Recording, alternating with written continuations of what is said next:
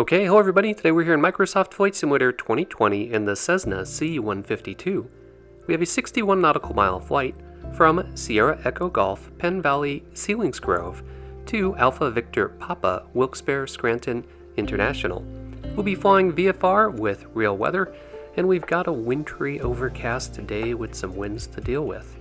We are flying in JPLogistics C152 mod, which gives us an extra punch of realism for our flight. Should be an awesome trip, so let's hop into the pilot seat and get started. Alright, we've got Monica here as our co-pilot. Her seat belts are fastened. Our fuel shutoff valve will get to on. Our radios and electrical equipment are all turned off. Next we'll head down to the parking brake, down here on the left. Feet on the brakes, and we'll pull that out and get the parking brake set. And then we'll check that all of our circuit breakers are in, and they are.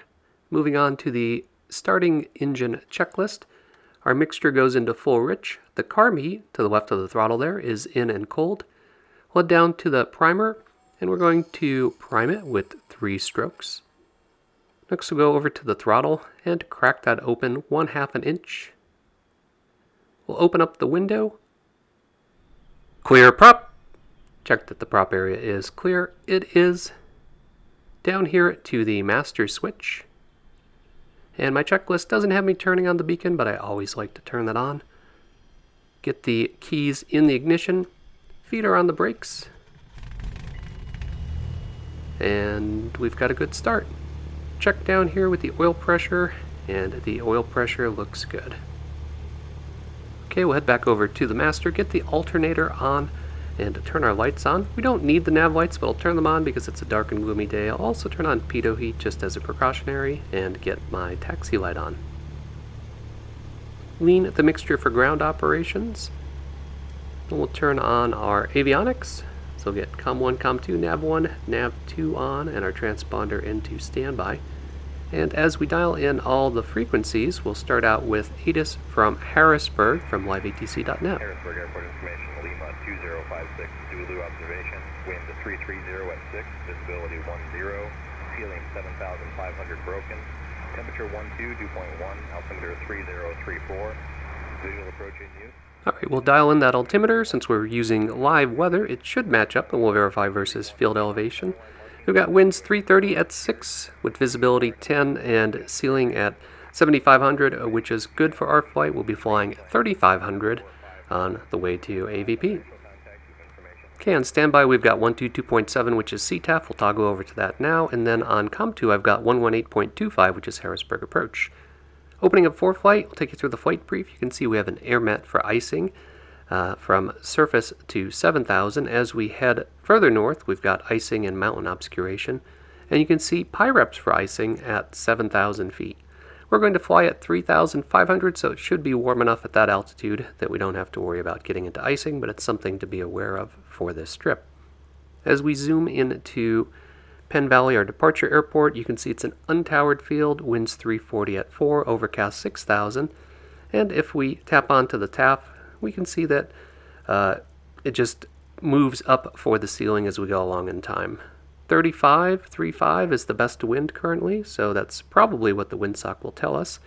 So we'll probably depart for the north. We're going to look for Sunbury, Danville, Bloomsburg, Berwick Power Plant, Chickasha at the bend in the river, Glen Lyon, Nanticoke, and then finally Mohegan Sun. And that should put us on a straight in for runway 4. Of course, tower will tell us how they want to come in. Wilkes-Barre Scranton looks gusty. We got 11 to 18 knots for the wind. If we look at the forecast discussion, more of the same. Currently, best wind is on runway 4, so we're probably going to get that straight in that we're planning for. We'll get the window closed here. Check the windsock, it points to 35. Penn Valley traffic, Cessna 565 Whiskey, taxi from the ramp to runway 35, Penn Valley. I've done this same flight in real life, although with better weather. If you'd like to see it, click on the video link above to check it out. So we've got liveatc.net from Harrisburg approach streaming in the background here. It's kind of a quiet day. We're going to taxi all the way down to 35's hold short, and then we'll stop there and do our run-up.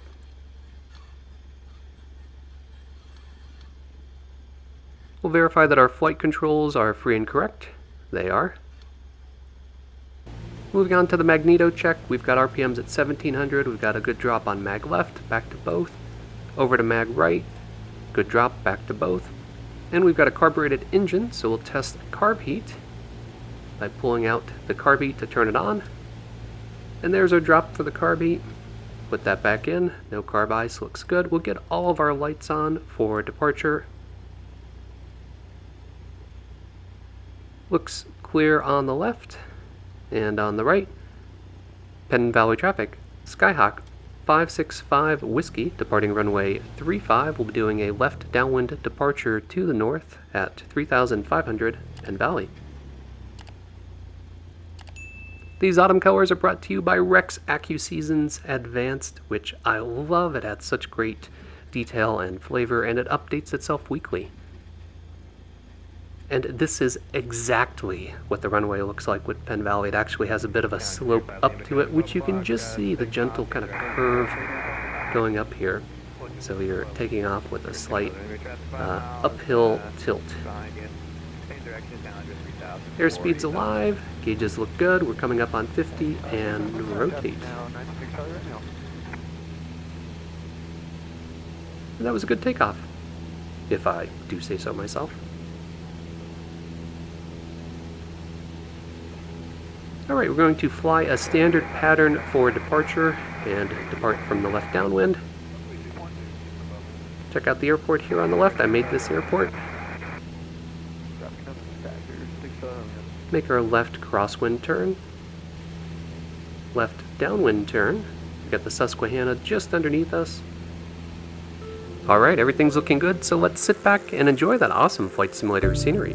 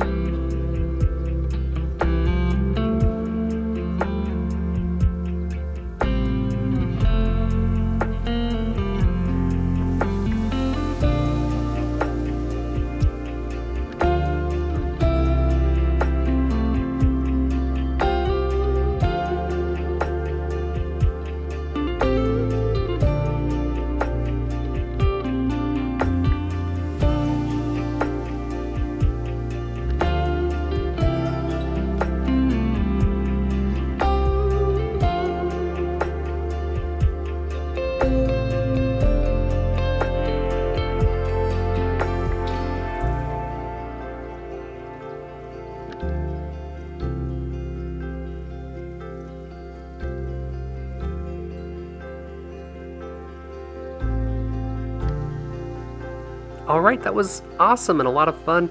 For me, I've flown this in real life and it looks like this. I'm always amazed at just how much the sim recreates the real life experience. In fact, I use the sim to practice for cross country, so I will fly them virtually first and it lets me spot all of the landmarks and see how things look from the air. So it's a great tool to supplement real life flying. So I hope you enjoy realistic general aviation content like this. If you do, be sure to click that like button, leave me a comment, and don't forget to subscribe. Thanks, as always, for flying along with me, and stay tuned for further flight adventures.